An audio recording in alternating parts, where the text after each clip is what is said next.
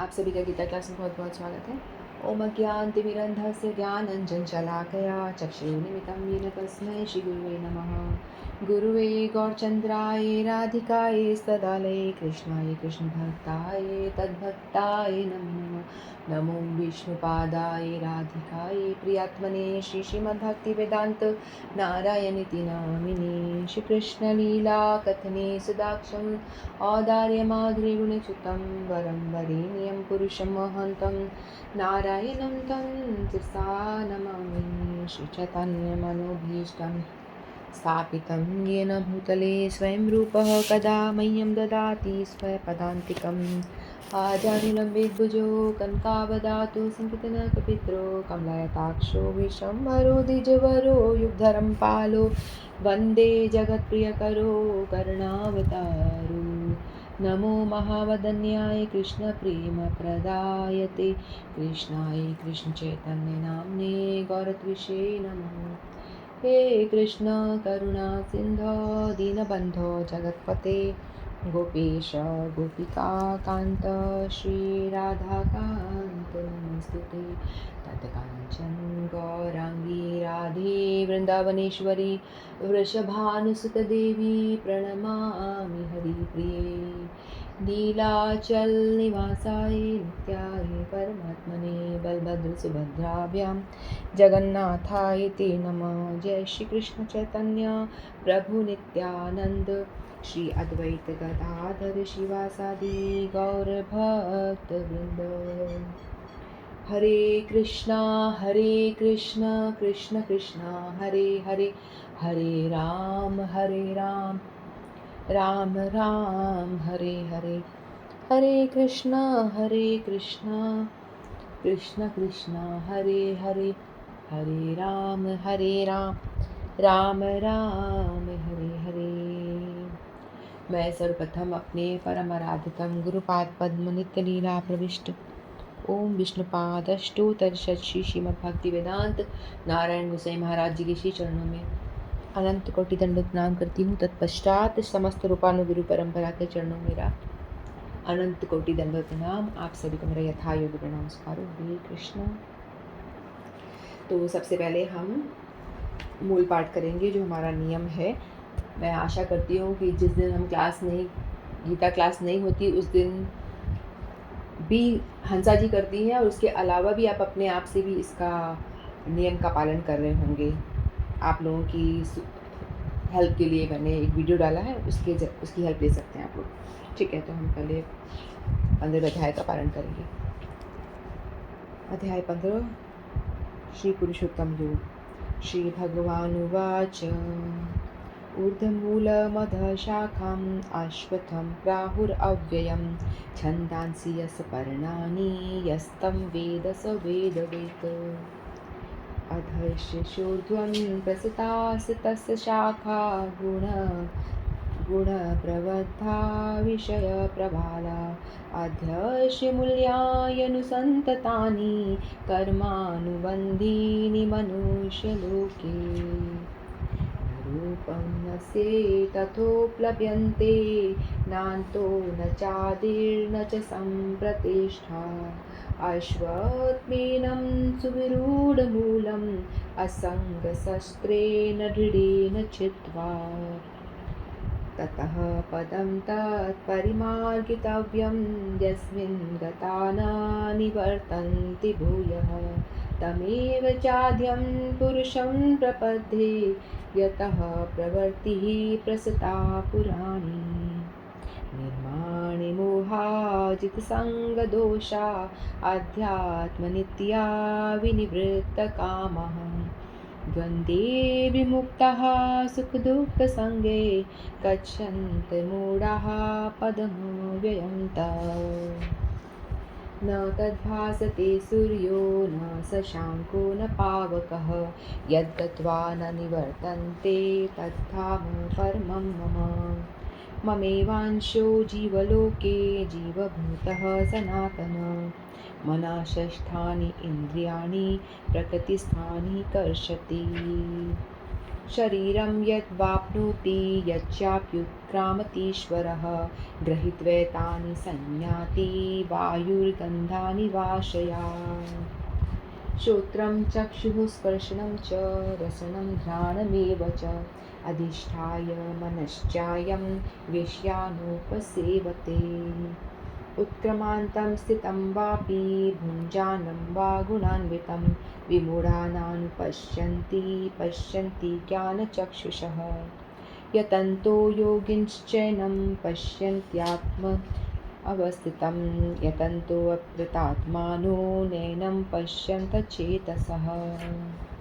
यदादित्यगतं तेजो जगद्भासते अखिलं यच्चन्द्रमसि यच्चाग्नो तत्तेजो विधिमामकम्। गामाविश्य च भूतानि धारयामि यः मोजसा पुष्णामि चौषधिः सर्वा सोमो भूत्वा रसात्मकः। अहं वैश्वानरो भूत्वा प्राणिनां देहमाश्रितः प्राणापानसमायुक्तः पचाम्यन्नं चतुर्विधम्। सर्वस्य चाहं हृदि सन्निविष्टो मतः स्मृतिर्ज्ञानं पोहनं च वेदेश सर्वैरहमेव वेदो वेदान्तकृतवेद विदेव चाहं। द्वामिवो पुरुषो लोके सरक्षराक्षर एव च सर्वाणि भूतानि कूटस्थोऽक्षर उच्यते। उत्तमपुरुषत्वन्यः परमात्मेयुदाहत यो लोकत्रयमाविश्य बिभर्त्यव्यय ईश्वरः। यस्मात्शर्मतीतोऽहम् अक्षरादपि चोत्तम अतोऽस्मि लोके वेदे च प्रथितः पुरुषोत्तमम्। यो मामेव सम्मूढो जानाति पुरुषोत्तमं स सर्वविद भजति मां सर्वभावेन भारतः। इति गुह्यतमं शास्त्रम् इदम् उक्तवं मया नद एतद्बुद्ध्वा बुद्धिमान् स्यात् कृतकृतश्च भारतः। ॐ तत्सदिति श्रीमद्भगवद्गीतासु उपनिषत्सु ब्रह्मविद्यायां योगशास्त्रे श्रीकृष्णार्जुनसंवादे पुरुषोत्तमयोगो नाम पञ्चदशोऽध्यायः। श्रीकृष्णार्पणमस्तु। हरे कृष्ण।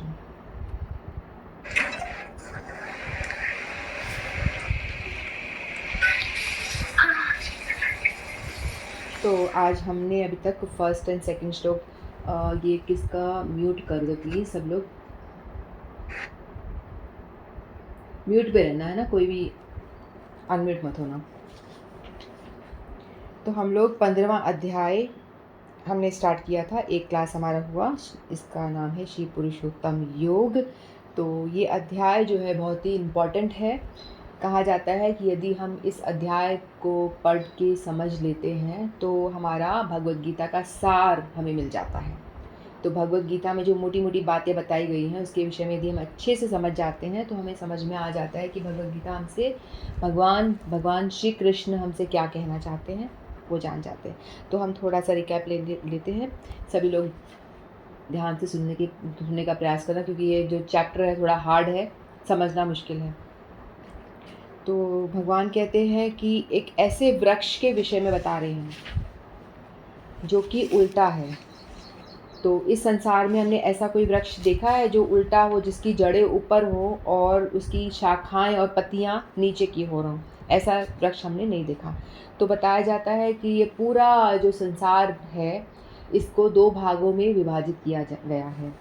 तो एक तो है आध्यात्मिक लोक और दूसरा है भौतिक लोक। ठीक है, जो आध्यात्मिक, जैसे कि एक तरबूज को आप ले लो, तरबूज को आप दो हिस्सों में काटो तो ऊपर का जो लोक हो गया वो हो गया हमारा आध्यात्मिक लोक। जो आध्यात्मिक लोक है उसका जो वृक्ष बताया गया है वो तो नॉर्मल जो वृक्ष हमें वैसा, उसकी जड़ें नीचे हैं और उसका जो पूरा शाखाएं वगैरह ऊपर हैं। और जो आध्यात्मिक लोक का उल्टा बताया गया है वो है भौतिक लोक। तो वो जो भौतिक लोक है, यानी जो हमारा संसार जहाँ हम रह रहे हैं, वो आध्यात्मिक लोक की परछाई है। क्योंकि हम उल्टा जो पेड़ है उसका हम देखना चाहें तो हम नहीं देख सकते। यदि हम तालाब के किनारे जाके देखेंगे और पेड़ की छाया हम देखेंगे तो वो उल्टी नज़र आएगी, है ना। पेड़ खड़ा, तालाब के किनारे एक पेड़ है, उसकी छाया यदि हम देखते हैं तो वो हमें उल्टी नज़र आती है। उसकी जो जड़ें ऊपर की ओर दिखती हैं और शाखाएं सब नीचे की ओर दिखती हैं, है ना। तो ठीक उसी तरह से जो आध्यात्मिक लोक में जो वृक्ष है, मतलब भौतिक लोक की परछाई, आध्यात्मिक लोक की परछाई है वो भौतिक लोक है। जो संसार है वो उस लोक की सिर्फ परछाई मात्र है। तो हम लोग यहाँ पे सुख की तलाश करते रहते हैं, हमें नहीं मिलता, क्योंकि सुख यहाँ पे है ही नहीं, है ना। इसका नाम क्या रखा गया है? दुखालय। भगवान ने इसका नाम रखा है दुखालय। यहाँ पे सुख नहीं है। हम लोग सुख की तलाश में रहते हैं, हम प्रयास करते हैं कि कुछ चंद चीज़ इकट्ठी कर लेंगे तो हम सुख की प्राप्ति कर पाएंगे, लेकिन वो सुख हमें नहीं मिलता है, क्योंकि ये यहाँ छाया है। यदि एक पेड़ पर आम लगे हुए हैं और हम तालाब में बैठे हैं, तालाब के किनारे बैठे हैं, नदी के किनारे बैठ कर के हम फल को नीचे की ओर देख रहे हैं और हम प्रयास करते हैं कि तालाब में छलांग मार के उस फल को ले लें, तो क्या हमारे हाथ फल लगेगा? आम हाथ नहीं लगेगा, हमारे हाथ में आम नहीं आएगा। जैसे ही हम कूद करके झपट्टा मारेंगे आम की ओर तो वो इधर उधर हो जाएगा, और हो सकता है कि वहाँ कीचड़ हो तो आप कीचड़ में धंस जाओ और वहीं फंस जाओ, है ना। लेकिन यदि कोई बुद्धिमान व्यक्ति होगा, वो सोचेगा कि ये फल यहाँ पे दिख रहा है क्यों नहीं, तो वो कोशिश करेगा, इधर उधर दृष्टि घुमाएगा तो उसको समझ में आएगा तो ये पेड़ के ऊपर फल है, यदि मैं इसके ऊपर चढ़ता हूँ, फल तोड़ता हूँ तो मुझे आम मिलेंगे, अदरवाइज़ मुझे आम नहीं मिलेंगे, है ना। तो ठीक वही हाल है, बताया गया है कि ये पूरे संसार को उस भौतिक जगत की परछाई बताई गई है यहाँ पे, और कुछ नहीं। और इसके जड़ें हैं ना वो बहुत ही डीप रूटेड है, ठीक है। तो बताया गया है कि जो जड़ है वो ऊपर की तरफ है, इस संसार का चित्रण किया गया एक वृक्ष से, जड़ें ऊपर की ओर हैं और जो शाखाएं हैं उसकी वो नीचे की ओर है, और ये शाखाएं नीचे की ओर है वो क्या है? जड़ यानी भगवान, जो मूल है वो भगवान खुद हैं, ठीक है। फिर उसके बाद जो तना निकल रहा है भगवान से वो ब्रह्मा जी का लोक है, जो मोटा तना वृक्ष का है उल्टा। तो मूल जो है भगवान जड़, फिर वहाँ से ब्रह्मा जी तने से निकल रहे हैं, फिर तने में से फिर वो सारी शाखाएं प्रकट हो रही हैं। भगवान ब्रह्मा जी ने सृष्टि करी ना, भगवान जो ब्रह्मा जी हैं उनकी सृष्टि किसने करी? नारायण भगवान ने, विष्णु ने, है ना। जो 3 विष्णु भगवान से प्रकट होते हैं, वो तो तीसरे विष्णु है गर्भोदकशाई विष्णु। जो लोग स्टार्टिंग से गीता से जुड़े हुए हैं वो समझ पाएंगे इस चीज़ को, उनको पता होगा। जो 3 विष्णु हैं और तीनों विष्णु से फिर वो अनंत ब्रह्मांड प्रकट हो रहे होते हैं, फिर अनंत ब्रह्मांड के अंदर एक एक विष्णु प्रवेश कर जाते हैं। ब्रह्मांड भी अनंत हैं और अनंत ब्रह्मांड में अनंत विष्णु प्रवेश करते हैं, गर्भोदकशाई विष्णु। फिर वैसे ही गर्भोदकशाई विष्णु की नाभि से, आपने पिक्चर देखा होगा जरूर, विष्णु के नाभि कमल से ब्रह्मा जी प्रकट हो रहे हैं। तो ऐसे ही हर एक ब्रह्मांड में अनंत गर्भोदकशाई विष्णु में अनंत ब्रह्मा जी हैं। ब्रह्मा जी भी एक ही नहीं है, अनंत ब्रह्मांड के अनंत ब्रह्मा हैं। तो वैसे ही हम एक ब्रह्मांड में हैं, हमारे ब्रह्मा एक है। तो उस तरह से फिर ब्रह्मा जी भगवान से प्रकट हुए विष्णु से, फिर वो जो शाखा तना है, फिर उस तने से फिर अनंत शाखाएं निकल रही हैं, और वो जो शाखाएं निकल रही हैं वो मोटी मोटी शाखाएं, जो वो है ऊपर की शाखाएं वो उच्च लोक हैं, और जो नीचे की शाखाएं हैं वो नीचे भाग की शाखाएं निचले 7, मतलब इस ब्रह्मांड के अंदर पूरे 7 लोक आ गए हैं। 14 भुवन कहते हैं ना, 14 भुवन सब के सब इस वृक्ष और शाखाओं में हैं। 14 भुवन पूरे के पूरे। जो ऊपर की शाखाएं हैं वो देवलोक, स्वर्गलोक, पितरलोक, भूलोक, तपलोक, जनलोक, महरलोक, सत्यलोक, ये इतने सारे जो लोक हैं ये सारे ऊपरी शाखाएं हैं, ठीक है। धीरे धीरे समझने का प्रयास करना। और जो नीचे की शाखाएं हैं वो नीचे के जो लोक हैं वो है क्या है? अतल, वितल, सुतल, तलातल, रसातल, पाताल, ये सब निचले लोक हैं। नरक लोक, ये सब जो है नीचे के लोक हैं।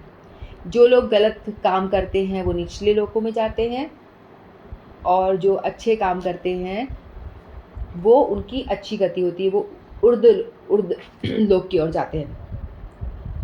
उर्द का मतलब होता है ऊपर उठना, गति अच्छी होना, ऊपर की ओर जाना।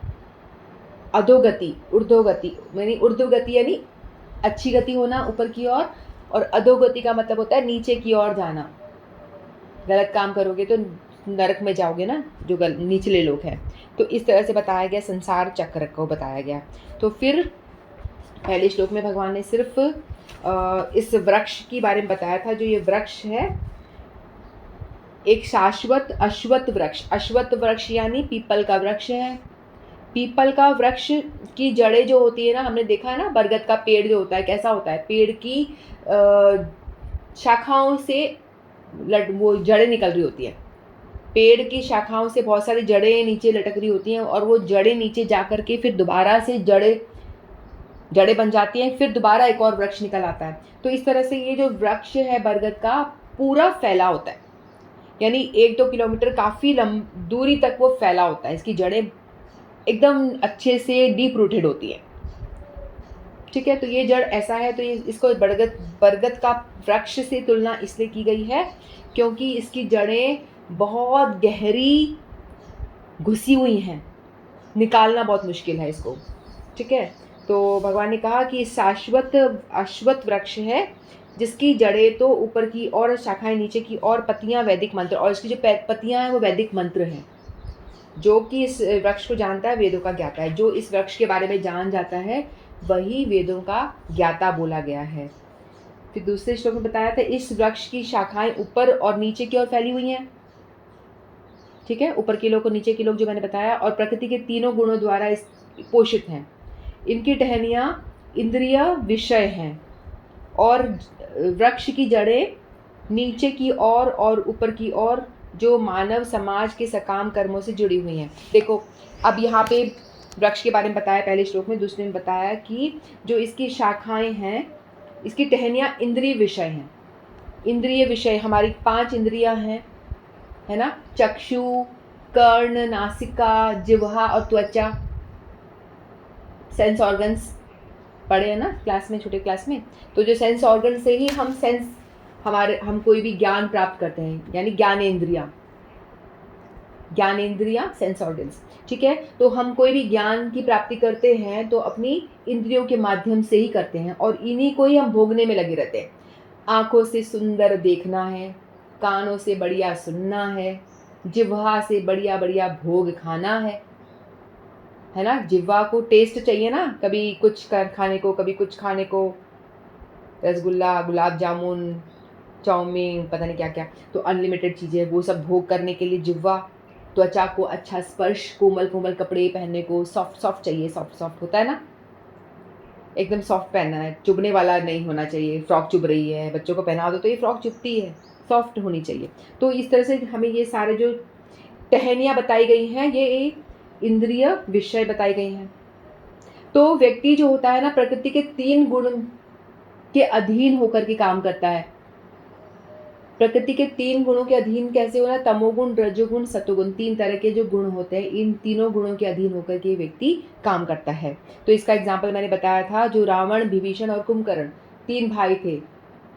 ये हम रिकैप कर रहे हैं क्योंकि टाइम हो गया ना, और ये हार्ड है तो कोई बात नहीं, हम टाइम लगने दो, कोई बात नहीं, हम ध्यान से समझने का प्रयास करें। तो रावण, कुंभकर्ण और विभीषण, ये 3 भाई होते हैं।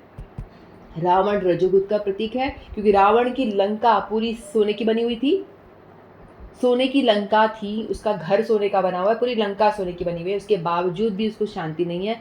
वो युद्ध पे युद्ध करे जा रहा है, और उसको रानियां भी उसके पास बहुत सारी हैं, लेकिन फिर भी उसको और जितनी भी सुंदर लड़कियां दिखती हैं सब उठा लाता है, सबको कैद कर लेता है। तृप्ति ही नहीं हो रही उसकी, सोने की लंका है, उसके बावजूद भी और चाहिए, तृप्ति होती ही नहीं उसकी। तो रावण रजोगुण का प्रतीक है। रजोगुणी जो लोग होते हैं उनको भोग वासना बहुत ज़्यादा चाहिए, उनको भोग वासना इतनी चाहिए कि भाई अनलिमिटेड, पूरा होता ही नहीं कभी उनका। ठीक है, तो रावण रजोगुण का प्रतीक है। फिर जो विभीषण है वो सतोगुण का प्रतीक है। वो ऐसी लंका में रहता है जहाँ पे आसपास असुरगण हैं, चारों ओर असुरगण है, तमोगुणी। तमोगुण का मतलब वो होता है जो निकृष्ट काम, बिल्कुल घिनौने काम करते हैं, प्रमाद, आलस्य, सोते रहना, पड़े रहना, आलस में कुछ काम नहीं करना, सारे उल्टे काम करना। जो बताया शास्त्र में, मैं तो भैया उल्टा करूँगा। बोला है दाल चावल सब लहसुन प्याज खाना है, सात्विक भोजन करना, नहीं मैं तो जानवर मार के खाऊंगा। ऐसे लोग, यानी जो शास्त्र ने बोला है उसका ठीक उल्टा काम करना है। आपको बोला इस रास्ते चलो, नहीं उल्टे रास्ते चलेंगे हम, तो वो होते तमोगुणी लोग, सारे गलत काम करने वाले तमोगुणी लोग। ठीक है। और पड़े रहना, सोते रहना, आलस्य, प्रमाद, लोगों को परेशान करना। तो जो ये कुंभकर्ण था ये तमोगुण का प्रतीक है। 6 महीने सोता था, 6 महीने उठता था। ठीक है। तो इस तरह के जो लोग होते हैं, ये तो मैं आपको ये 3 गुण समझाने के लिए ये एग्जाम्पल दे रही हूँ। तो एक अध्याय जो है 13वां अध्याय, उसमें बताया गया है, वो हमने पढ़ा नहीं है, वो हम पढ़ेंगे तो डिटेल में हम पढ़ाई करेंगे इसके बारे में। ठीक है। अभी तो आपको कि क्या होता है ये गुण। तो सत्वगुण में विभीषण था, जो तमोगुणियों के बीच में रह करके भी सबसे डिटैच था और वो भजन कर रहा था। भगवान राम को अपने चित्त में उसने बिठा रखा था, तो वो है सत्वगुणी। ठीक है। तो ये 3 गुणों में व्यक्ति जो है कोई भी काम करता है, वो अपने 3 गुणों के प्रेशर में आके ही करता है। तो 3 गुणों का प्रेशर जो काम करवा रही होती है ना, वही उनकी टहनियाँ जो है विस्तार हो रहा होता है। जो अच्छे काम करेगा वो ऊपर की टहनियाँ, शाखाएं ऊपर हो रही हैं, यानी ऊर्ध्व गति होगी उनकी, वो देवता बनेगा, स्वर्ग लोक जाएगा, उच्च लोकों में जाएगा, वहाँ वास करेगा। फिर वहाँ उनके जो पुण्य खत्म हो जाएंगे, फिर वापस नीचे आ जाएगा। पढ़ा था ना हमने कि क्षीणे पुण्य विनष्ट, जैसे ही पुण्य हमारे क्षीण हो जाते हैं, व्यक्ति अच्छे काम करता है, प्याऊ खुला रहा है, लोगों की सेवा कर रहा है, अच्छे काम कर रहा है, लोगों को खाना दान कर रहा है, कपड़े दान कर रहा है, यानी पुण्य कर रहा है, अच्छे काम कर रहा है। तो इन पुण्य करने से वो उच्च लोकों में जाएगा, ऊपर की शाखाओं की ओर चला जाएगा वो। फिर जैसे ही पुण्य क्षीण हुए, खत्म हुए, फिर वो विनश्यंती होकर मृत्युलोक में वापस आ जाएगा। मृत्युलोक पृथ्वीलोक को कहा गया है, क्योंकि यहाँ सब मरते हैं। ठीक है। दुखालय, मृत्युलोक, बड़े अच्छे अच्छे नाम दिए भगवान ने, दुखालय, मृत्युलोक। लेकिन हमको लगता है हम तो बड़े आनंद में, हमें नहीं पढ़नी गीता वीता भैया, हम तो मजे में हैं। लोगों को पता ही नहीं है गीता पढ़ना क्यों ज़रूरी है। Gita is the manual of our body, कि हमको भगवान ने बॉडी दी है, इसको कैसे ऑपरेट करना है सीखो, जानो। ये एक नेसेसिटी है। ऐसा नहीं है कि पढ़ना है तो पढ़ लो, नहीं पढ़ना तो मत पढ़ो। नहीं भैया, पढ़ना ही पड़ेगा। अगर आपको भगवान के धाम जाना है, अपने आप को पीसफुली रहना है, परेशानियों से नहीं घिरना है, तो ये मस्ट है, ये रिक्वायरमेंट है, भगवान का आदेश है कि आपको भगवत गीता पढ़ना है। लेकिन हमारा दुर्भाग्य, भारत में बच्चों को पूछो, भागवत, श्रीमद् भागवत कथा होती है जगह जगह, और भगवत गीता और भागवत क्या डिफरेंस है, कोई नहीं बता पाएगा। उन बच्चों को छोड़ो, उनके पेरेंट्स को पूछ लो, वो भी नहीं बता पाएंगे। पेरेंट्स नहीं बता पा रहे, तभी तो बच्चे नहीं बता पा रहे। पेरेंट्स को पता होगा तो बच्चों को बताएगा ही बताएगा, है ना। लेकिन पेरेंट्स खुद ही अवेयर नहीं है इन सब बारे में, और कोई यदि चाहता है कि आपको बताना, तो वो जानना भी नहीं चाहते। हमें नहीं पढ़ना भैया, हम आनंद में रहने दो। तो भगवान कहते हैं पढ़े रहो आनंद में, जब कभी मन करे ना आने का तब आ जाना। यहाँ पे यही बता रहे हैं भगवान, यही चीज़ बताने का प्रयास कर रहे हैं कि ये जो वृक्ष है ना, इसकी शाखाएं कैसी फैली हुई हैं। क्योंकि हम लोग अपने अपने गुणों के अधीन होकर काम करते हैं। जो तमोगुणी व्यक्ति है वो तमोगुणी काम करेगा, क्योंकि वो उसके अधीन है, उस गुण के। वो उसका जो गुण है ऐसा है कि उसको मन करता है, उसको अंदर से ऐसी प्रेरणा मिलती है गलत काम करने की, तो वो गलत काम करता है। और जो शाखा है वो नीचे की ओर जाती है, फिर नीचे की ओर जाती है, फिर वो शाखा कोपल फूटते हैं, शोकल में आगे से शाखा के कोपल और फूटते हैं, क्योंकि हमारी आसक्तियाँ जो है ना, वो और काम, ऐसा गलत काम करने को प्रेरित करती है, तो वो कोपल फूटते हैं और ज़्यादा, क्योंकि बार बार हम काम करे जा रहे हैं।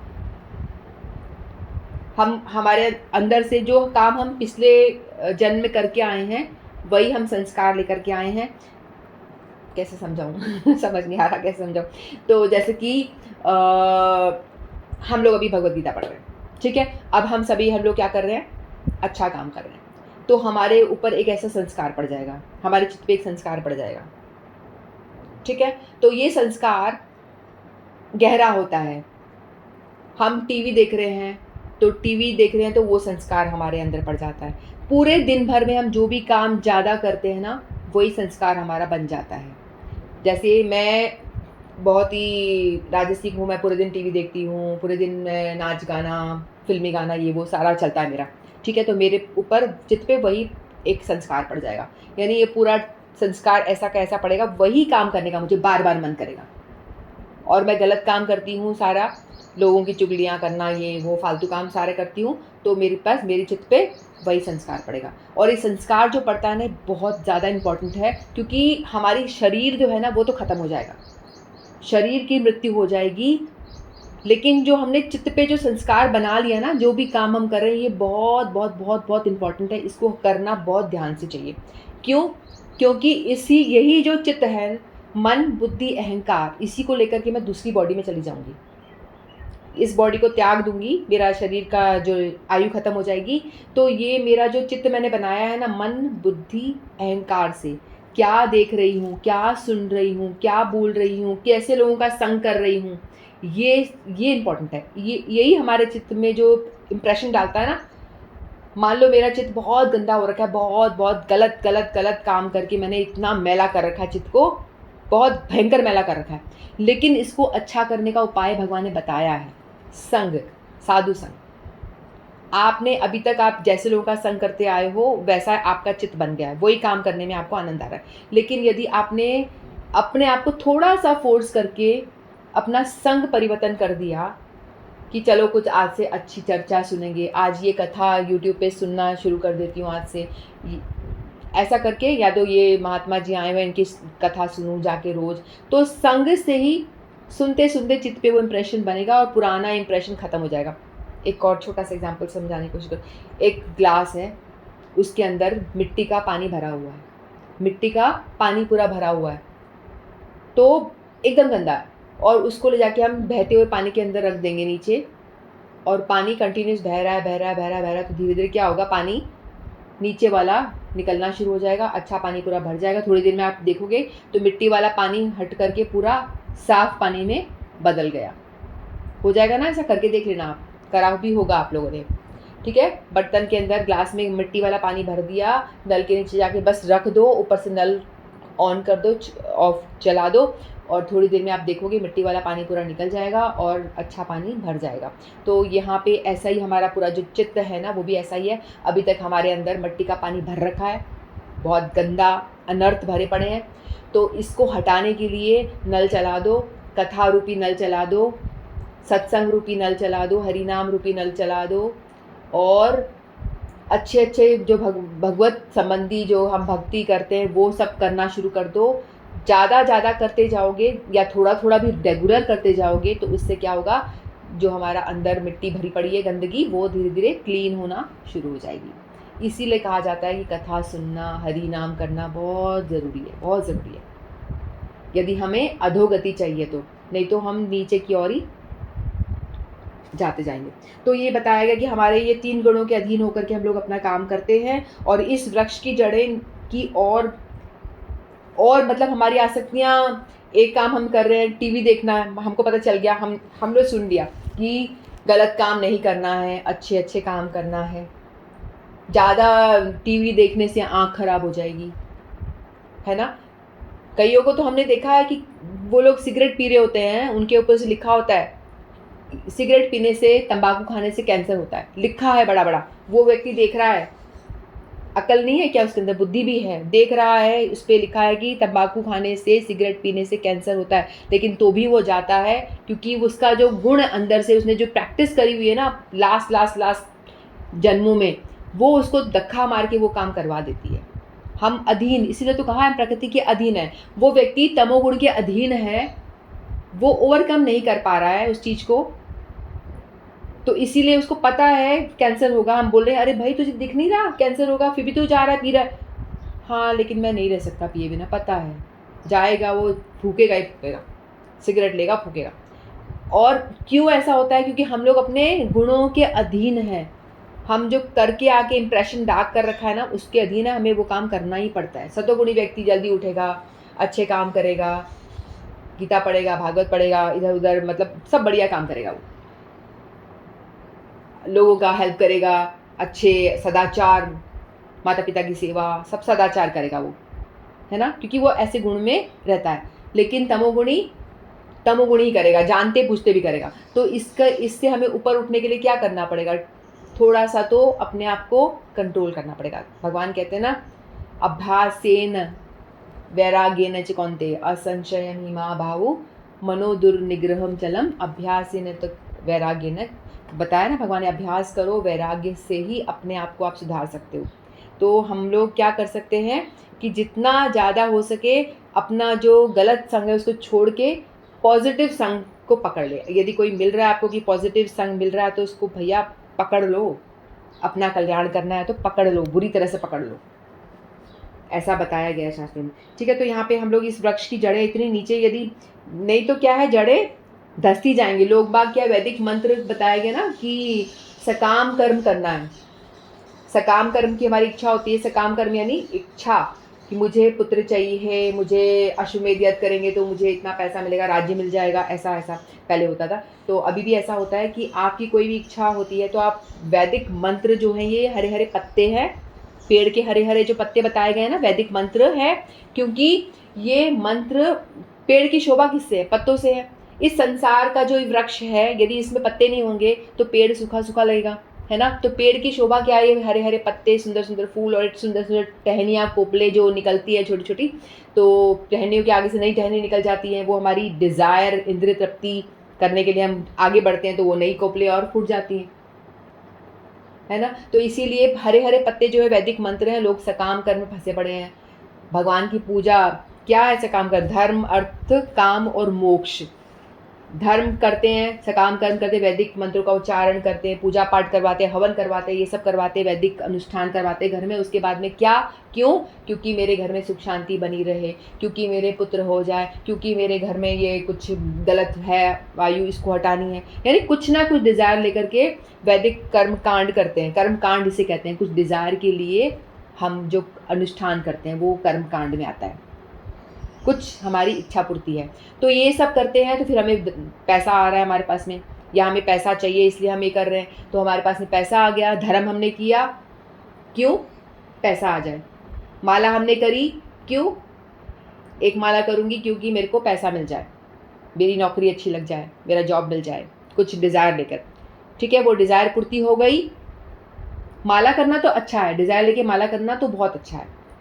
ये वैदिक मंत्र उससे तो बहुत ऊंचा लेवल है ये। ठीक है, तो माला इज़ गुड। तो फिर हमने ये करा, फिर हमें पैसा आ गया। पैसा आने के बाद में हम क्या करते हैं? अपनी कामनाओं की पूर्ति करते हैं। धर्म अर्थ फिर काम, कामनाओं की पूर्ति करने में लग जाते हैं। पैसा आ गया तो क्या करें भैया? गाड़ी ले लेते हैं, बंगला बना लेते हैं, है ना, अपने लिए बढ़िया फ़ोन ले लेते हैं। कुछ कुछ यही करेंगे कि नहीं करेंगे? कामनाओं की पूर्ति ही करेंगे। तो धर्म अर्थ काम, फिर बाद में देखते हैं भाई काम भी पूर्ति हो गई, पैसा आया, थोड़ा हमने अनुष्ठान, वैदिक अनुष्ठान किया, पेड़ हरा भरा हो गया, भाई हम खुशहाल हो गया, पेड़ ऐसा लग रहा है कि खुशहाल हो गया। लेकिन व्यक्ति को जब खुशी मिलती नहीं, कि कुछ कमी है, कुछ आनंद की अनुभूति नहीं हो रही, शांति नहीं मिल रही, घर में पैसा भी है और सब अच्छा भरा भरा घर है, लेकिन तो भी मानसिक तनाव बना रहता है, स्ट्रेस है, शांति नहीं है। वो क्यों नहीं मिल रही? फिर वो भगवान की ओर बढ़ेगा, मोक्ष की ओर, कि मैं कुछ ऐसा करूँ कि मुझे मोक्ष मिल जाए, मैं शांति को प्राप्त करूँ। क्योंकि यहाँ पर दुखाल है तो दुखी दुख है, यहाँ तो शांति मिलने से रही, शांति मिलेगी नहीं चाहे कितना ही कर लो। तो इसीलिए भगवान कहते हैं कि इसको क्या करना है, इसमें आप फंसे मत रहो। अपनी कामनाओं की पूर्ति, अपने 3 गुणों के अधीन होकर के कामनाओं की पूर्ति करोगे, धर्म अर्थ काम मोक्ष। मोक्ष तक तो लोग पहुँचते नहीं, इतना भी नहीं सोचते भी नहीं लोग बात। तो धर्म अर्थ काम, धर्म से, वैदिक मंत्रों से अनुष्ठान कराया, पैसा कमाया, फिर कामनाओं की पूर्ति करी, यही करते रह जाते हैं सिर्फ। और मोक्ष के बारे में भी बहुत विरले सोचते हैं। ठीक है, तो अब यहाँ भगवान, मैं पूरा पहले का रिवीजन में चला गया था। ठीक है, अब तीसरे और चौथा ये जो है एक साथ लिया हुआ है, तो समझना ज़रूरी है कि थोड़ा बहुत भी समझा पाऊँ तो, या समझ पाऊँ तो। ठीक है, तो तीसरा श्लोक लेते हैं। न रूपमस्य तथोपलभ्यन्ते नान्तो न चादि न च सम्प्रतिष्ठा अश्वत्थमेनं सुविरूढमूलम् असङ्गशस्त्रेण दृढेन चित्वा ततः पदं तत्परिमार्गितव्यं यस्मिन् गता न निवर्तन्ते भूयः तमेव चाद्यं पुरुषं प्रदत्ते यतः प्रवृत्तिः प्रसृता पुराणी। भगवान कहते हैं इस वृक्ष के वास्तविक स्वरूप का अनुभव इस जगत में नहीं किया जा सकता। कोई भी नहीं समझ सकता कि इसका आदि कहाँ है, अंत कहाँ है और इसका आधार कहाँ है। लेकिन मनुष्य को चाहिए कि इस दृढ़ मूल वाले वृक्ष को विरक्ति के शस्त्र से काट गिराएं। तत्पश्चात इसे ऐसे स्थान की खोज करनी चाहिए जहाँ जाकर लौटना ना पड़े, जहाँ उस भगवान की शरण ग्रहण कर ली जाए जिससे अनादिकाल से प्रत्येक वस्तु का सूत्रपात तथा विस्तार होता आया है। तब अब भगवान यहाँ क्या बता रहे हैं कि ये जो वृक्ष है ये हरा भरा हो रखा है। अश्वत्थ वृक्ष के द्वारा इस संसार का वर्णन भगवान ने करा और इससे अब बता रहे हैं कि कैसे इससे अनासक्ति, इस वृक्ष से कैसे छुटकारा पाएं। क्योंकि हम जो लोग हैं हमारी मृत्यु हो जाती है, हम मर जाते हैं, लेकिन जो इस संसार चक्र भगवान ने बनाया है ना ये मेंटेन रहता है, ये आदिकाल तक रहेगा। पता नहीं कब से स्टार्ट हुआ है, इसका आदि अंत कुछ भी नहीं है ना, हमेशा से है ये। इस संसार वृक्ष का छेदन करना पड़ेगा। भगवान कहते हैं कि संसार रूपी वृक्ष की फैली हुई शाखाओं का वर्णन और कर्म बंधन है ये। क्योंकि हम जो कर्म बंधन है, कर्म कर रहे हैं ना, अपनी इच्छाओं की भोग आसक्तियों की पूर्ति में लगे हुए हैं, तो इसी से शाखा बढ़ रही हैं ये। और इंद्रिय भोग कर रहे हैं तो नई नई कोपलें और निकलती जा रही हैं। तो ये कभी ख़त्म नहीं होगा, क्योंकि हमारी आसक्तियाँ, हमारी इच्छाएं पूर्ति तो ख़त्म होने वाली ही नहीं है। ऐसा कभी हुआ है कि भैया किसी को आपने बोल दिया है कि चलो इसको इतना भोग दे दो, इतना भोग दे दो, अभी इसको और कुछ नहीं खाना। हम लोगों ने कितना दूध पी लिया होगा, कितने सालों से दूध पिए जा रहे, कितना सारा राशन खा लिया होगा, कितने टन हमने पानी पी लिया होगा, कितने टन खाना खा लिया होगा, कितने सारे गुलाब जामुन खा लिए होंगे अभी तक। क्या हमारी पूर्ति हुई इच्छा की? अभी भी लगता है और मिल जाए।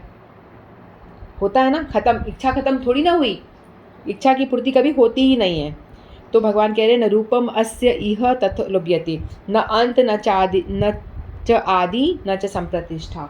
इसका ना आदि है, ना अंत है और न संप्रतिष्ठा, यानी इसकी नींव कहाँ से कैसे ये चल रहा है वो पता नहीं चलता इसका। तो क्या करना होगा? अश्वत्थ एनम सुविरूढ़ मूलम, ये इतना जड़ें इसकी गहरी हैं, फैली हुई हैं। जैसे बताया गया कि जो बरगद का वृक्ष, पीपल का वृक्ष होता है, उसकी जड़ें ऊपर से भी निकल के ज़मीन में घुस जाती हैं, फिर वहाँ से भी एक और जड़ और स्ट्रॉन्ग पकड़ लेती हैं, एक और पेड़ निकल आता है उस तरह से।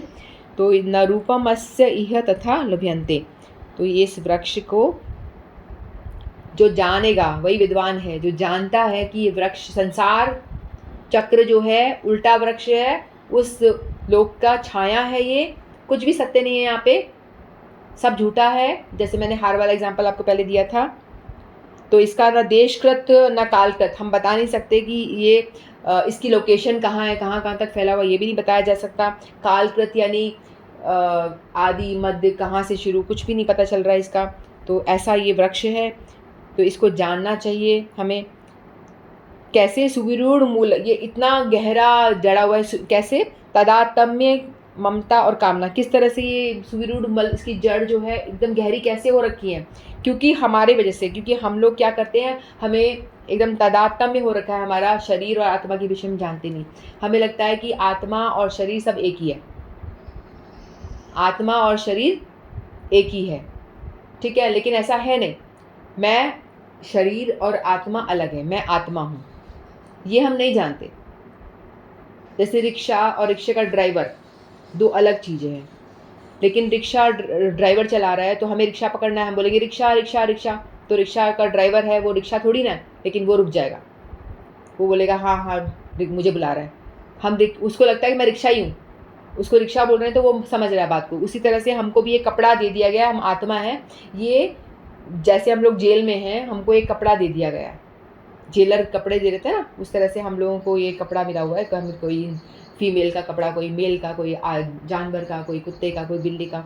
तो इस तरह से हम सभी लोग आत्मा हैं, लेकिन ये हम लोग सोचते हैं कि मैं फीमेल हूँ, मैंने मान लिया कि मैं एक लेडी हूँ, पुरुष बोलेगा मैं पुरुष हूँ। हम लोग उसी से अपने आप को बताते हैं, जैसे रिक्शा वाला रिक्शा से बोलने पे मान रहा है, उस तरह से हम लोग अपने आप को, हमारी आइडेंटिटी हम यही बताते हैं। लेकिन हम इस चीज़ को नहीं समझ पाते कि हम आत्मा हैं, हम आत्मा हैं, ये हम नहीं समझ पाते। जो जैसे तेल होता है ना और घी, पानी में तेल को डालोगे तो वो घुलेगा नहीं, घुलता नहीं है ना। उसी तरह से भगवान आत्मा का अंश, भगवान परमात्मा है और आत्मा परमात्मा का अंश है, ठीक है। तो उसी तरह से शरीर और आत्मा, ये दोनों चीज़ें जो है घुलती नहीं है, दोनों चीज़ें अलग हैं। शरीर तो एकदम भौतिक है ना, खत्म हो जाएगा, नाशवान।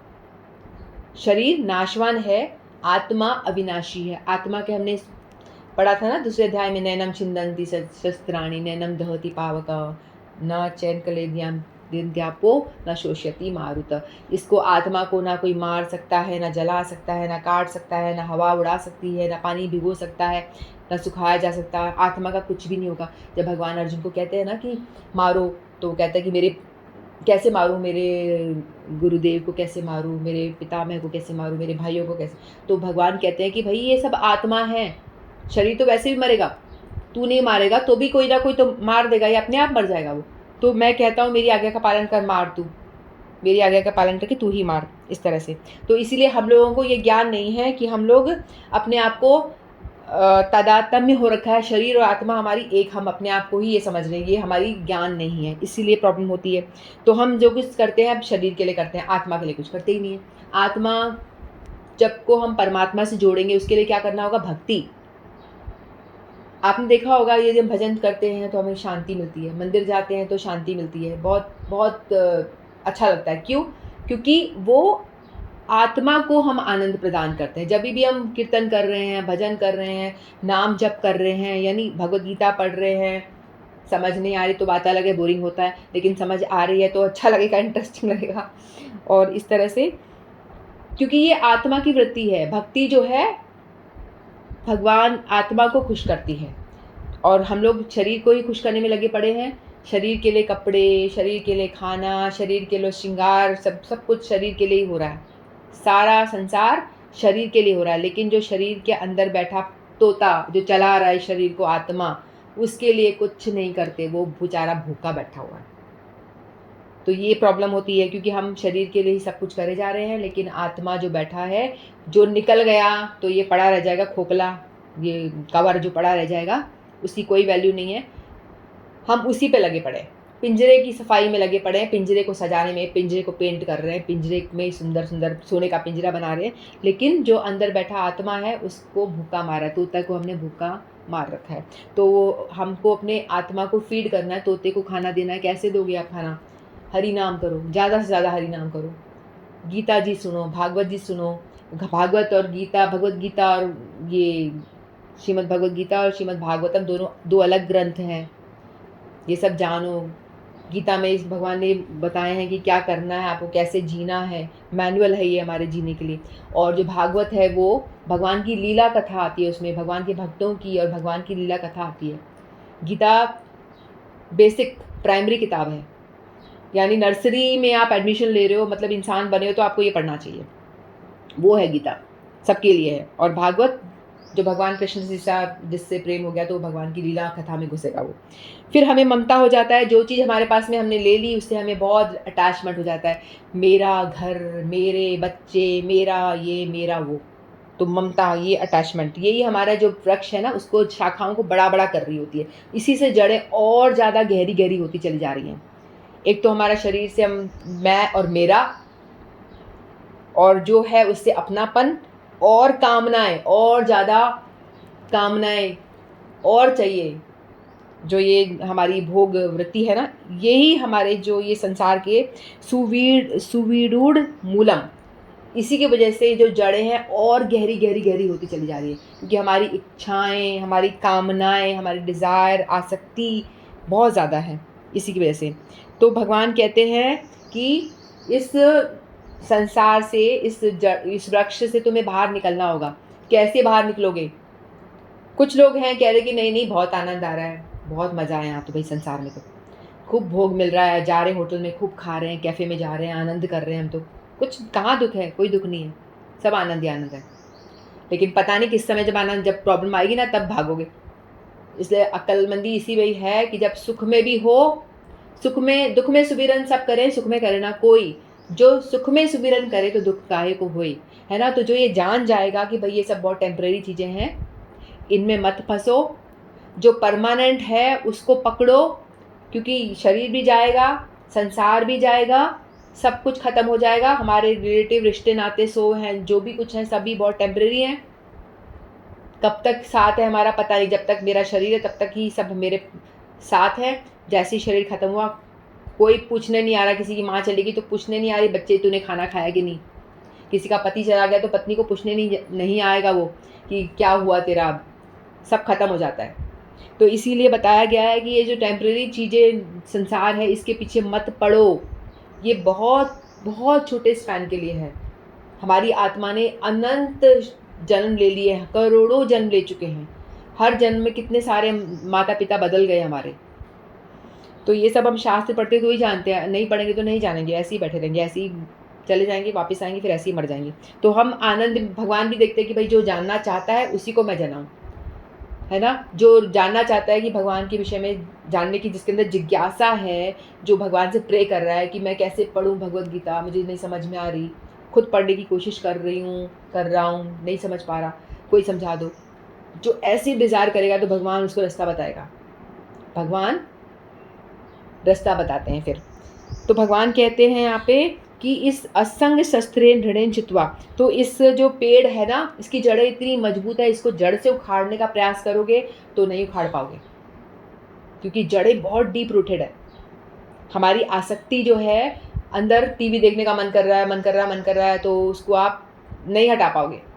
अंदर जो आसक्तियाँ भरी पड़ी हैं, जड़ें अंदर, वो उसको हटा नहीं पाओगे, तो उसको काटना पड़ेगा। भगवान कह रहे हैं कि काटो, इस पेड़ को काटो, जड़ से उखाड़ने का प्रयास मत करो। जड़ से अपनी आसक्तियों को निकाल के फेंक दोगे, ऐसा पॉसिबल नहीं है, हो नहीं पाएगा। हमारे अंदर जो गंदगी भरी पड़ी है वो तो भरी पड़ी है, उसको तुम काटो, उससे लड़ना पड़ेगा। ऐसा नहीं है कि तुम पेड़ को काटना पड़ेगा। छित्वा असंग शस्त्रेण दृढ़ेन छित्वा। तो कैसे करना है? अहमता ममता, इसका त्याग करना है। अहमता ममता त्याग।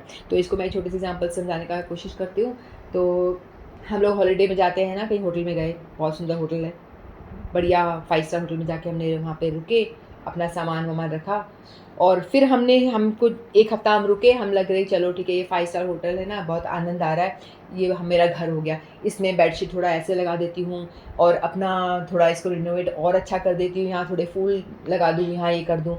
अपना मानना शुरू कर दिया, होटल को अपना मानना शुरू कर दिया, और उसको अपने ढंग से इसको सजाना संवारना शुरू कर दिया, और रिनोवेट कर रहे हैं। तो फिर होटल का मालिक आएगा तो क्या बोलेगा कि भाई तुमको जितने दिन की तुमने पेमेंट करी है उतने दिन तुम रह सकते हो, अपना क्या इसको रिनोवेट करने में लगे हो, निकलो यहाँ से बाहर, निकाल देगा ना। तो हमारा भी हाल ठीक वैसा ही है। हम लोगों को भी संसार को एक होटल की तरह समझना चाहिए, किराए का घर। भगवान ने हमें बहुत कम टाइम के लिए भेजा है, यहाँ पे थोड़े से समय के लिए भेजा है, और हम लोग क्या कर रहे हैं, वही रिनोवेट करने में लगे पड़े हैं। ये दीवार को लाल कर लूँ, इसको पीली कर लूँ, यहाँ पे अलमारी लगा लूँ, यहाँ ये करूँ, वहाँ वो करूँ। भाई इसमें इतना टाइम वेस्ट मत करो, क्योंकि बहुत टेम्परेरी है। भगवान का पता नहीं कब धक्के मार के निकाल दे। हम सभी लोग किराए के घर में रह रहे हैं, अगले क्षण का भरोसा नहीं है, हमें इस चीज़ की अनुभूति होती नहीं। जब हम शास्त्र पढ़ते हैं, जब हम लेक्चर सुनते हैं अपने गुरुजनों के, तो जब वो बताते हैं तो समझ में आता है कि भाई हाँ, इसी में ही सारा समय बर्बाद ना करें, क्योंकि ये बहुत टेम्परेरी चीज़ है। कब निकलना पड़े इस घर से, इसे ज़्यादा समय मत दो। अब अपना ज़्यादा एनर्जी कहाँ लगानी है? भगवत चर्चा में। ज़्यादा से ज़्यादा एनर्जी हम लोग को लगानी है भगवान को जानने में, भगवान की ओर बढ़ने में। ठीक है, तो इसका प्रयास करना है हम लोगों को। तो यही भगवान ने बताया, अहमता ममता, इसका असंग एक तो संग होता है एसोसिएशन, है ना, तो वो तो करना है, डिवोटीज का एसोसिएशन करना है, जिससे कि हमें कुछ ज्ञान मिल रहा है। और असंग किसका करना है? जो हमारा आसक्ति है ना, उससे, जो हमारी ममता जिससे हमारी हो गई है, डिटैचमेंट होना है, मतलब अपने आप को डिटैच करना है। जो हम लोगों ने अपने आप को एकदम पकड़ रखा है ना, उससे अपने आप को डिटैच करने के लिए भगवान ने बोला है कि अपने आप को डिटैच करो। डिटैच करने का मतलब ये नहीं है कि वैराग्य धारण कर लो, सन्यासी बन गया, मैं कपड़े नहीं पहनना, मुझे बड़ी-बड़ी जटाएँ बनानी है और जाकर के जंगल में बैठ जाना है, ऐसा करने की ज़रूरत नहीं है। डिटैचमेंट का मतलब यही नहीं है हमें कोई योगी दिखता है कि बड़ी-बड़ी जटाएँ हो गई है, कपड़े भी नहीं पहन रहे, देखो कितना वो है, वैरागी है, इस ना तो खाने में भी कुछ नहीं खा रहा है, एक रोटी खाता है, कुछ भी नहीं, कितना वैरागी है। तो हमें क्या पता वैरागी के अंदर क्या चल रहा है? अंदर-अंदर सोच रहा है गुलाब जामुन खाऊँ, क्या-क्या भोग की कामनाएँ कर रहा है। तो हमें देख करके हमें पता नहीं चलता कौन वैरागी है और कौन वैरागी नहीं है, हम इस नहीं जान सकते इस चीज़ को। तो हमें डिटैचमेंट हमको रहना घर में है, नॉर्मल तरीके से ही रहना है, जैसे कि जनक महाराज थे, वो एकदम राजा के वेश में रहते थे, लेकिन उनको किसी चीज़ से कोई आसक्ति नहीं थी। एक बार उनके महल में आग लग गई थी, तो वो बैठे कुछ भगवान का कुछ कथा-वथा में थे, तो पीछे से किसी ने जाके बोला कि आपकी आग लग गई, आग लग गई। वो इतने डिटैच थे, तो बोला तो लग जाने दे, मेरा क्या है? मतलब वो भागे भी नहीं, हम तो भागते, बुझाने का प्रयास करते, इतना करते ना, क्योंकि हमारे तो बहुत अटैचमेंट है बहुत ज़्यादा। मेरा घर जल गया, मेरा ये हो गया, मेरा फ़ोन खो गया, अटैचमेंट है हमें, तो बहुत परेशानी होती है। लेकिन उनको सब कुछ था, राजमहल था, पूरा सोने चांदी से वो लदे हुए, सब कुछ था बढ़िया, एकदम लग रहा है कि एकदम ऐश्वर्य में जी रहे हैं, लेकिन सब चीज़ों से डिटैच। मिल गया तो ठीक है, नहीं मिला तो भी ठीक है, तो भी कोई प्रॉब्लम नहीं है। इसे कहते हैं डिटैचमेंट। रहने को भगवान महल दे रहे हैं, हमारे पुण्य के अकॉर्डिंगली हमको मिलता है सब, तो ठीक है, हम भगवान की कृपा जान के इसको भोगेंगे। भगवान तेरी बड़ी कृपा, तूने हमें आपने इतना प्रोवाइड करा, थैंक यू सो मच। लेकिन बॉस तो आप ही रहोगे, घर का मालिक तो आप ही को मानूंगा मैं तो आपका दास बन के रह रहा हूँ यहाँ पे, और रेंटेड हाउस की तरह मुझे इसका टेक केयर करना है बस। जो आपने मुझे जॉब दिया है या कोई बिजनेस कर रहा हूँ, तो मैं, मालिक तो आप ही हो, मैं तो एक आपका सेवक हूँ और एम्प्लॉय हूँ। जैसे आपने मुझे सैलरी दे रहे हो, आप, मैं वैसे रह रहा हूँ, उस तरह से काम करना है। मतलब मास्टर अपने आप को नहीं मानना है, किसी चीज़ का मास्टर, क्योंकि आप हो ही नहीं, क्योंकि एक्चुअल में आप हो ही नहीं ना। अगर आप होते तो आप घर को छोड़ के जा ही नहीं पाते, आप अपने शरीर के मास्टर नहीं हो, आप अपने शरीर को भी छोड़ के भाग जाओगे। तो इस रियलाइजेशन में रहना है हमेशा कि मैं, ये जो मेरा शरीर है, ये भी किराए का घर ही है आत्मा का। तो हर चीज़ को मुझे छोड़ना है, तो आपको ऐसा सोचना पड़ेगा, ऐसा डिटैचमेंट डेवलप करना पड़ेगा कि सब कुछ टेम्परेरी है, सब कुछ छिन जाएगा मुझसे। तो मेरे को जो कुछ मिला है वो भगवान की कृपा की करके मैं एक्सेप्ट करूं, और जो नहीं मिला है उसके लिए भी भगवान को थैंक यू बोलना है, क्योंकि वो मेरे कर्मों के हिसाब से मुझे नहीं मिल रहा है। मेरे पास जो मिल रहा है वो मेरे कर्म अच्छे हैं इसलिए मिल रहा है, और जो नहीं है वो भी मेरे बुरे कर्म की वजह से नहीं है। मेरे साथ जो विपरीतताएं आती हैं वो भी मेरे बुरे कर्मों की वजह से। कई लोग कहते हैं कि हमको तो पता है कि भगवान कृष्ण की भक्ति करनी है, गीता पढ़ने की ज़रूरत ही क्या है? क्यों पढ़ें हम गीता? गीता पढ़ना ही क्यों है? क्योंकि हमें पता है अल्टीमेट तो बार बार यही बता रहे हो कि कृष्ण ही भगवान है, भगवान की ही पूजा करनी है।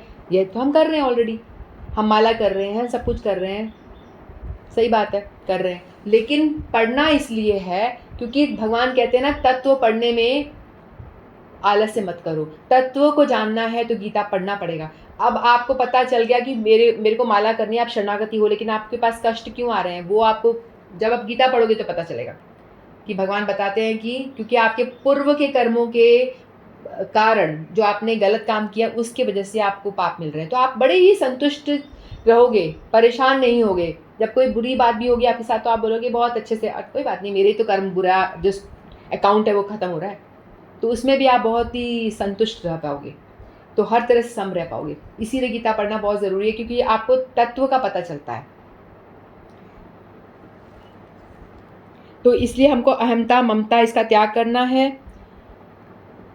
फिर छेदन का तात्पर्य संसारिक वस्तुओं का नाश करना है नहीं, अपितु अपना सारा राग हटा देना है। अपने अंदर से किसी के प्रति जो राग है, ये मुझे पसंद है, ये मुझे पसंद नहीं है, इससे मेरे को द्वेष है, ये चीज़ को हटाना है अंदर से, ठीक है। ये मुझे बुरा लगता है, ये मुझे अच्छा लगता है। जीने जीव ने अपने भूल से शरीर संसार से संबंध माना हुआ है, जैसे हम लोगों ने मान रखा है, इसलिए इसका छेदन करने की जिम्मेदारी भी जीव की ही है। भगवान ने तो ऐसा बोला नहीं कि संसार परमानेंट है, तुम यहाँ परमानेंट रहोगे, ऐसा तो बोला नहीं है ना। भगवान ने बताया है कि भैया शरीर का नाश होगा, जन्म मृत्यु होगी, भगवान ने तो बताया हुआ है ना पहले गीता में। अतः भगवान इसे छेदन करने के लिए, जो तुमने अपने आप से ये जाल बुना हुआ है, ये शाखाएं डेवलप करी हुई हैं, तो इसको तुम्हें ही काटना पड़ेगा। तुम ही रिस्पॉन्सिबल हो अपनी आसक्ति और ये सब बढ़ा बढ़ा के, तो तुम ही रिस्पॉन्सिबल हो। एक बंदर है, बंदर ने एक छोटा घड़ा है, उसके अंदर हाथ डाला और उसके अंदर चने पड़े हैं, तो उसको निकाला। अब निकालने की कोशिश कर रहा है, जब मुट्ठी बंद होगी तो निकल नहीं रही, जब हाथ को ऐसे करके डाला तो घुस तो गया, लेकिन जब मुट्ठी बना ली तो वो निकल नहीं पा रहा है। अब वो कह रहा है कि इस घड़े ने मेरे को पकड़ लिया, इस घड़े ने मेरे को पकड़ लिया, मैं कैसे निकलूं, मेरा हाथ पकड़ के रखा है घड़े ने, मैं कैसे निकालूं, मेरा हाथ नहीं निकल रहा। तो कोई देख के क्या बोलेगा, भाई तेरा हाथ मुट्ठी खोल दे, चना छूट जाएगा, हाथ निकल आएगा आराम से। तो वही हमारा हाल है। हम लोग क्या करते हैं, संसार में सब चीज़ों से जकड़े पड़े हैं, क्या करें, घर गृहस्थी से निकल नहीं पा रहे, इन बंधन से निकल नहीं पा रहे, बंधन में ऐसे फंसे पड़े हैं। फंसे कैसे पड़े हो, तुमने खुद ने पकड़ रखा है। जैसे बंदर मुट्ठी खोल देता तो चना छूट जाता, अपने आप निकल आता, लेकिन हम लोगों ने खुद ने अपने आप पकड़ रखा है। मेरी जिम्मेदारी ये, मेरा बंधन ये, मैं नहीं होऊंगा तो क्या होगा, मेरे बिना तो कुछ हो ही नहीं सकता। तो हम खुद ही अपने आप को बंधन में बांध के रखे हुए हैं। छोड़ दो, सब छोड़ दो, एकदम ढीले हो जाओ तो छूट जाओगे। वही भगवान कह रहे हैं कि हम लोग छूटना चाहते ही नहीं है, हमको पार लगाना है। नाव को हमने किनारे बांधा हुआ है टाइट से, और नाविक चलाया जा रहा है, उस पार लेके जाओ। नाव खिसकेगी नहीं, इतना टाइट से बंधा हुआ है। उसको पहले खोलो रस्सी को, तभी तो नाव आगे जाएगी ना। हमने आसक्ति, ममता, इन सब चीज़ों से अपने आप को इतना कसा हुआ है और कह रहे हैं कि हमको भव सागर पार करना, तो नहीं हो पाएगा। उसको हम अपने आप को हर चीज़ से डिटैच होना है, जो मिल गया उसे संतुष्ट रहना है, डिटैचमेंट करनी है। ये हम स्वरूपतः चेतना और अविनाशी हैं। इस संसार जड़ और विनाशी है, हम लोग अविनाशी हैं, आत्मा। अतः संसार से हमारा संबंध अवास्तविक और भूल जाने वाला है। संसार छूट जाता है ना, स्वरूप से हम संसार से असंग ही हैं। अतः संसार से हमारी असंगता स्वतः सिद्ध है। इस वास्तविकता को दृढ़ता से मान लेना चाहिए। संसार कितना ही सुविरूढ़ मूल क्यों ना हो, उसके साथ अपना संबंध न मानने से वह स्वतः कट जाता है। तो चाहे कितना ही गहरी रूठे उसकी जड़ें फैली हुई हो, लेकिन जब आप उससे संबंध अपना मानेंगे ही नहीं, तो अपने आप सब टूटता जाएगा, छूट जाएगा। क्योंकि संसार के साथ अपना संबंध है ही नहीं, केवल माना हुआ है, ये हमने खुद ने बना रखा है। ये जाल जो आसक्ति का, मैं और मेरा जो जाल हमने बना रखा है, वो हमारा खुद का बनाया हुआ है। तो भगवान कह रहे हैं कि डिटैचमेंट से इसको काटो, इस पेड़ को काटो, जड़ से उखाड़ने का प्रयास मत करो। अतः संसार के साथ अपना संबंध न मानने से इसका छेदन होता है। तो अब अगर हम इसको संसार से अपना संबंध नहीं मांगेंगे तो फिर इसका छेदन पॉसिबल है। तो संसार से संबंध विच्छेद कैसे करना है? मैं और मेरा का भाव को त्याग करना। कुछ भी मेरा नहीं है, सब कुछ भगवान का है। मैं मेरा छोड़ दो, मेरा कुछ भी नहीं है, मेरा अपना शरीर भी मेरा नहीं है, सब कुछ भगवान का है। तो ये इसको मतलब सुनना ही नहीं है, इसको अनुभव भी करना है सचमुच में। फिर सांसारिक सुख की कामनाओं का त्याग करना है। भोग की जो कामनाएं हैं वो सब, मैं भगवान का हूँ और भगवान मेरे हैं। क्योंकि संसार में देखो, अर्जुन के, द्रौपदी के 5 पति थे, कौन काम आया? कोई भी काम नहीं आया। तो बाद में जैसे शबरी थी, उसको भी पता था, भगवान का वेट कर रही थी। और जो फिर उत्तरा थी, उसको मालूम पड़ गया कि भगवान के अलावा कोई हेल्प नहीं करने वाला। उसने अपनी, जब अश्वत्थामा ने वो भेजा था ना शस्त्र, तो उस टाइम पे कोई भी अपने पति को नहीं बुलाया, किसी को भी नहीं बुलाया हेल्प के लिए। उनको मालूम पड़ गया कोई भी नहीं हेल्प करने वाला, सीधे डायरेक्ट भगवान को उन्होंने पुकारा। तो भगवान ही सूक्ष्म रूप में उत्तराई गर्भ में घुसते हैं, फिर भगवान परीक्षित की हेल्प करते हैं। तो इसी तरह से संसार में पति भी या कोई भी अपने जितने भी करीब के रिश्ते नाते, कोई हेल्प नहीं करने वाला। एकमात्र शरणागति होनी चाहिए भगवान की शरणागति लेना। इस तरह से विधि है किस तरह से हम संसार से इस वृक्ष को काट सकते हैं।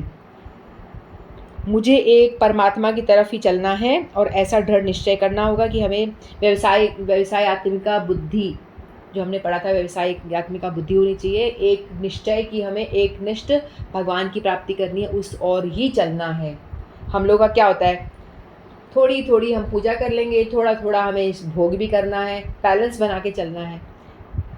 पूरे टाइम हमेशा भगवान की बातें मत करना, थोड़ा भगवान, थोड़ा थोड़ा संसार में भी रहो, तो ऐसा नहीं होगा। 50 इधर 50 उधर नहीं होगा। हम लोग को लगता है ना कि थोड़ा सा भगवान को भी अगरबत्ती दिखा देंगे, बाकी हम पार्टीज़ भी करेंगे, कैफ़े में जाके आनंद भी करेंगे, मॉल में भी घूमेंगे, ये सब भी करेंगे। तो भगवान कहते हैं ऐसा नहीं होगा, एक ही और चलना है, व्यवसाय आत्मिका बुद्धि। भोग भी करना है तो करो, संसार में रहना है तो रहो, लेकिन हमेशा कॉन्शियस में भगवान को बिठा के रखना है। आप कहीं पे भी जा रहे हो, आप अच्छे कपड़े पहन रहे हो, पहन लो, कोई मनाही नहीं है सब करने के लिए, भोग करने के लिए, लेकिन भगवान को रखना है कि भगवान आपने ये सब दिया मुझे, अनुभूति होनी चाहिए, सब नश्वर है, भगवान को ऑफर करते हुए करना है सब कुछ, और व्यर्थ की काम तो करने ही नहीं है, जो जरूरी है वो करना है। तो व्यवसाय आत्मिका बुद्धि होनी चाहिए कि एक निष्ठ भगवान की पूजा करनी है, देवी देवताओं की इधर उधर नहीं भागना, कभी इधर कभी उधर, ऐसा नहीं करना है, और शास्त्र विहित अपने कर्तव्यों का पालन करना है। जो भी आपको, जो स्वधर्म आपको मिला है, आपका कर्तव्य, उसको आपको करना है तत्परता के साथ में। इस तरह से हम अपने इसको छेदन करना है। फिर छेदन करने के पश्चात क्या करना है, छेदन करना यानी आसक्ति से दूर होना। फिर उसको दूर होने के बाद में बताया है क्या करना है, ततः पदम तत्परिमार्गितव्यम यस्मिन् गता न निवर्तन्ति भूयः। मतलब उसके बाद में आपको करना क्या है, उस भगवान की खोज करनी है। आसक्त तो हो गए, संसार से अनासक्त होके किससे आसक्त होना है, खोज उसकी होती है जिसका अस्तित्व पहले से होता है, तो हमें खोज करनी है। तो खोज मतलब भगवान ऑलरेडी हैं, कोई चीज़ खो गई तो हम ढूंढ रहे हैं, तो भगवान तो ऑलरेडी विद्यमान है हमेशा से, तो हमें भगवान की ही खोज करनी है, मतलब भगवान ऑलरेडी हैं, उनको हमें ढूंढने का प्रयास करना है। जो संसार कभी अपना था ही नहीं, होगा नहीं, इसका आश्रय ना लेकर, जैसे द्रौपदी का केस बताया है ना, उसका आश्रय ना लेकर, जो भगवान सदा से अपने हैं, अपने में हैं और हमारे अंदर भी विराजमान है और अभी भी हैं और सर्वत्र हैं, उनका आश्रय लेना चाहिए। जिसको हमें लगता है कि भगवान तो दिख ही नहीं रहे, भगवान तो है ही नहीं, हम उनका आश्रय नहीं लेते, हम संसार का ही आश्रय लेते हैं, अपने पैसों का आश्रय लेते हैं, अपने रिश्ते नातों का आश्रय लेते हैं। द्रौपदी का एग्जाम्पल देख लो, रिश्ते नाते कहाँ काम आए, नहीं आए काम। तो इसीलिए हम लोगों को अपने संसार में जो जो हमें दिख रहा है अपना, उसका आश्रय नहीं लेना है, भगवान को ही ढूंढना है, भगवान पे ही आश्रित होना है। यही भगवान बार बार बता रहे हैं, मुझ पे भरोसा करके तो देखो, हम करते ही नहीं, हमें भरोसा ही नहीं है। ये पीतल की मूर्ति क्या कर लेगी, ये छोटी सी लड्डू गोपाल की मूर्ति, ये क्या भगवान है, हमें विश्वास ही नहीं होता। इसीलिए भगवान कहते नहीं होता तो ठीक है भैया, मैं नहीं हूँ तेरे लिए। तो हम लोगों को भगवान पे विश्वास करना है, यही बताया है कि अनासक्त होना है संसार से अनासक्त होकर के भगवान को अपना मानना है, सर्वस्व भगवान को ही मानना है। यही है जो हमें हमारा ध्यान रखते हैं। जगन्नाथ चक्का नैन, तू ना संभाले तो और कौन संभाले, कहना है ना, यही है मूल की बात, यही है। ठीक है, तो फिर भगवान कहते भी हैं बार बार, भगवत गीता में भगवान ने बताया है ना, हम नहीं जान पा रहे हैं, लेकिन हमने भगवत गीता पढ़ी है तो हमको पता चल गया, भगवान बार बार कह रहे हैं, अहम सर्वस्य प्रभवो मत्तः सर्वं प्रवर्तते इति मत्वा भजन्ते मां बुधा भाव समन्विता। गीता पढ़ते हैं तो विश्वास होता है भगवान के ऊपर, क्योंकि भगवान खुद कह रहे हैं कि मैं ही सभी का प्रभु हूँ, मुझसे ही सब कुछ होता है। ठीक है, तो भगवान अपना बताते हैं, और भगवान कहते हैं मत्तः परतरम नान्यत् किंचिदस्ति धनंजय मयि सर्वमिदं प्रोक्तम सूत्रे मणिगणा। मैंने ही सब कुछ मोतियों की तरह पिरो रखा है, जो धागा है वो मैं ही हूँ जो चला रहा हूँ। तो भगवान भगवत गीता पर पढ़ रहे हैं तो हमको विश्वास हो रहा है कि भगवान ने की वाणी सत्य है, भगवान ने जो कहा है वो पूर्णतया सत्य बात है, तो विश्वास होता है। ऐसे तो हम कैसे मान लें, कोई कहेगा तो भगवान खुद कह रहे हैं, गीता पढ़ रहे हैं, हम जान रहे हैं हम चीज़ों को। तो इसीलिए हमको किसका खोज करना है, अनासक्त होना है, अनासक्ति से जड़ों को काटना है, विरक्ति के शस्त्र से, विरक्ति डिटैचमेंट का शस्त्र लेना है, उससे जड़ों को काटना है, यानी अपने आप को अंदर से चीज़ों से डिटैच होते जाना है। ऊपर से नॉर्मल दिखो, आप अपना काम करते रहो, लेकिन ज़्यादा उसमें आसक्त मत हो। चीज़ मिल गई, गुड, वेल एंड गुड, नहीं मिल रहा तो भी ठीक है, कोई बात नहीं। ज़्यादा होप्स नहीं लगाने किसी चीज़ से। तो भगवान का रचा हुआ संसार भी जब इतना प्रिय लगता है, तब संसार के रचयिता जो भगवान ने जो ये बनाया है भौतिक संसार, कितना अट्रैक्टिव लग रहा है, हरे हरे पत्ते कितने अच्छे लग रहे हैं, यहाँ पे जो जो लोभ प्रलोभन है सारे कितने अच्छे लगते हैं।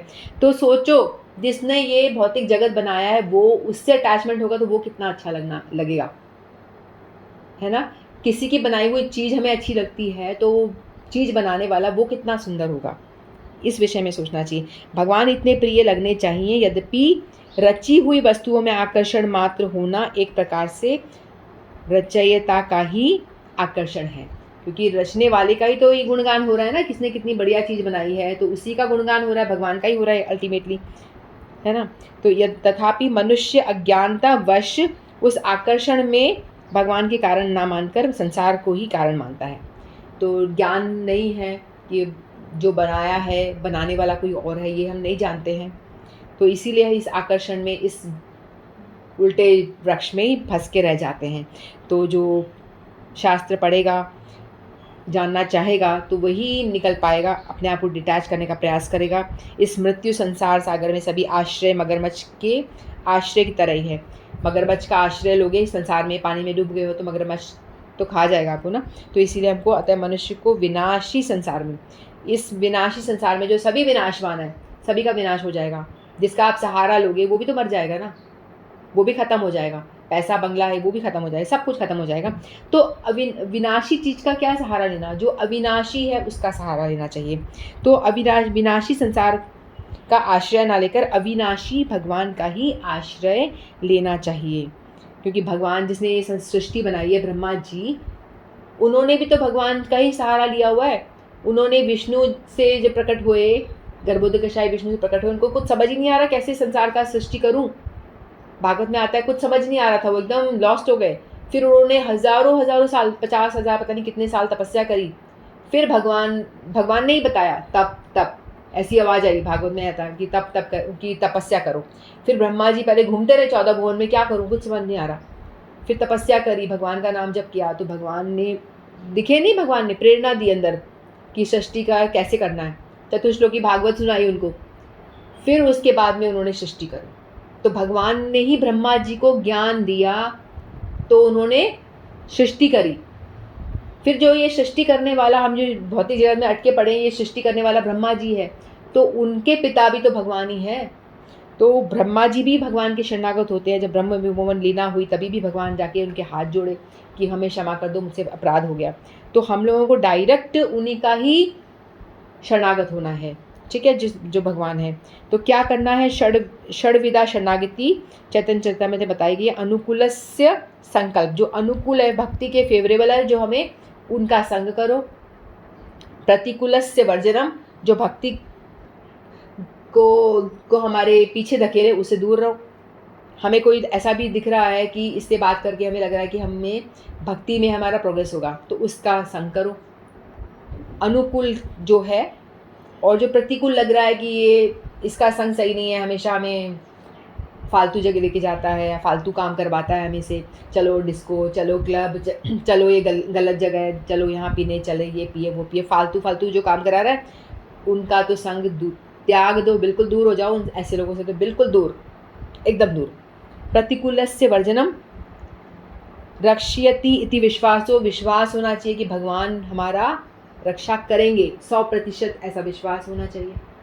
और ये सब अपने आप नहीं आएगा, ये मैंने बोल दिया या हमने सुन लिया, किसी से सुन लिया, तो क्या मेरे को विश्वास हो जाएगा भगवान पे? नहीं होगा। संस्कार तो मेरे गंदे भरे पड़े हैं, कैसे मैं मान लूँ? किसी पे विश्वास नहीं कर सकती। इंसान पे ही नहीं करते, उन पे क्या करेंगे? तो इसके लिए हमें क्या करना पड़ेगा? ये सब कुछ करने के लिए मूल तो यही है कि नाम जप करना पड़ेगा, कथा सुननी है, नाम जप करना है, अच्छे पानी को आने देना है। अच्छा पानी जितना आएगा, जितना मंदिर जाओ, परिक्रमा करो, भगवान को दंडवत प्रणाम करो, दीप दान करो, भागवत पढ़ो, गीता श्रवण करो, ये सब करना, ये है अच्छा पानी। तो जितना ज़्यादा अच्छा पानी डालते जाओगे, हमारे अंदर जो अविश्वास भरा पड़ा है ना, वो भगवान पे श्रद्धा में करने नहीं देता, वो तभी दूर होगा। तब तक हमें चाहे कितना ही प्रवचन सुना दो, कितना ही कोई भी बोल दे, हम कुछ नहीं करेंगे, कुछ कर ही नहीं पाएंगे, विश्वास ही नहीं होगा हमें। तो उसके लिए हमको अपने आप को क्लीन करना पड़ेगा। अच्छा पानी डालो, श्रवण करो, डेली कथा श्रवण, डेली नाम जप, रेगुलर बेस पे, और हर एक भक्ति युक्त कर्म करना। कोई अष्टकम गाओ, आरती करो, ये सब करोगे, करते करते अच्छा पानी जितना जाएगा, अंदर से अनर्थ निकलेंगे निकलेंगे निकलेंगे। उसके बाद में फिर ही आप भगवान पे विश्वास कर पाओगे।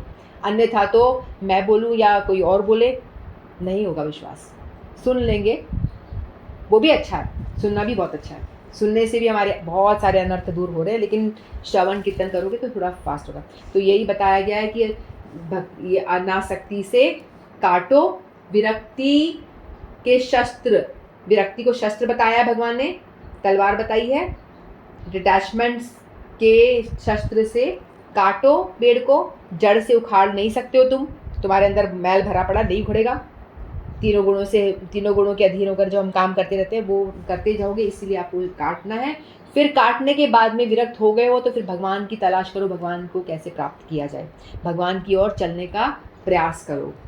ततः पदम तत्परिमार्गितव्यम यस्मिन् गता न निवर्तन्ति भूय। जहाँ जाकर के वापस लौटना नहीं पड़ेगा, उनकी शरण में जाओ, जहाँ उस भगवान की शरण ग्रहण कर ली जाए, जिससे कि अनादिकाल से प्रत्येक वस्तु का सूत्रपात तथा विस्तार होता आया है, जो ही हर एक वस्तु के मूल है, कारण है। ठीक है, आई होप कुछ समझ में आया होगा। तो मैं कथा को विराम देती हूँ। वांछा तत्परवस्य कृपा सिंधु भीवच पतितानां पावनेभ्यो वैष्णवेभ्यो नमो नमः। श्रीमद् भगवद गीता की जय। आप सभी की जय। बहुत बहुत धन्यवाद मुझे झेलने के लिए। Thank you so much.